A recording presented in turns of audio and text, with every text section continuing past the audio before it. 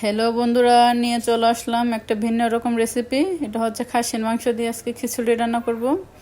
বৃষ্টির দিনে খিচুড়ি না হলে কি চলে? তাই বৃষ্টির মধ্যে আমি টুকটাক খিচুড়ি করার চেষ্টা করি।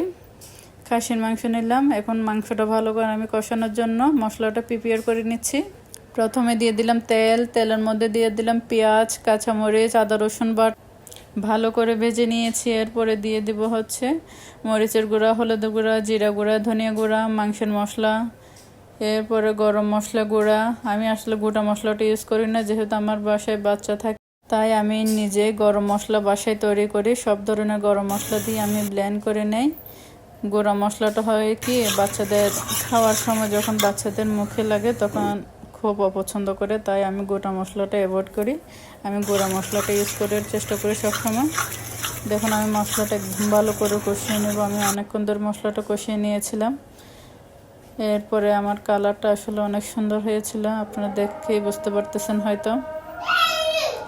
মশলাটা কষানো হয়ে গেলে মাংসগুলো দিয়ে দিব। মাংস, তেল, চর্বি, হাড়, আওলা তিনটাই যাতে থাকে আপনারা ওভাবে দেখে নেবেন, অন্যতে খিচুড়িটা খেতে তেমন একটা ভালো লাগে না।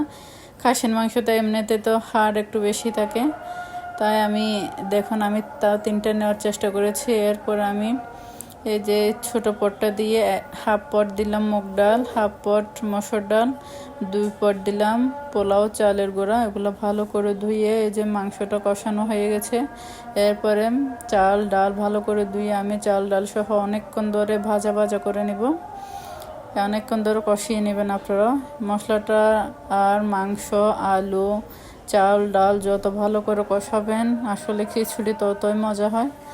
আপনারা কে কীভাবে রান্না করেন তা আমি জানি না, তবে এভাবে আমি এই রেসিপিটা আমার একটা আন্টির কাছ থেকে শিখে নিয়েছি। আমার অনেক ফেভারিট একটা রেসিপি, এটা আজকে আপনাদের সাথে শেয়ার করলাম। আপনারা যেহেতু আমার রান্নার ভিডিও সবাই দেখে অনেক উপকৃত হচ্ছেন, তাই আপনাদের সাথে আমি খুব সহজে শেয়ার করার চেষ্টা করি সব কিছু।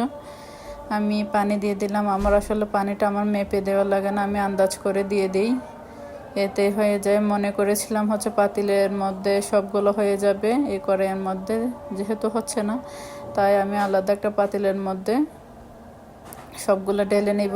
এই যে দেখতে পারতেছেন আমি সবগুলো ঢেলে নিচ্ছি আলাদা একটা পাতিলের মধ্যে।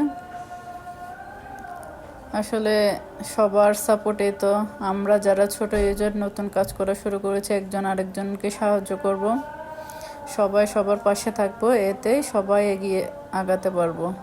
এখানে যেহেতু আমার ভাইয়ের টাকা না, আমার বাপের টাকা না, এগুলো আসলে ফেসবুক আমাদের টাকা আমাদেরকেই দেওয়ার চেষ্টা করে। আপনারা সবাই সবার পাশে দাঁড়াবেন।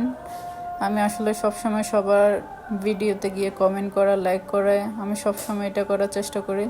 আপনারা শুধু কমেন্ট করবেন, লাইক দিবেন, এখানে আমার কোনো কিছু লাভ না, এখানে বরং আপনাদের লাভ হবে।